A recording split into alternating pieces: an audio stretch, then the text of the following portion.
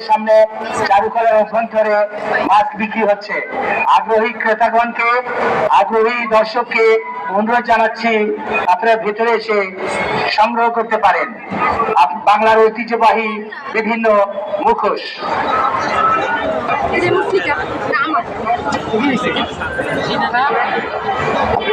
আপনারা চারুকলার অভ্যন্তরে মুখোশ বিক্রি হচ্ছে।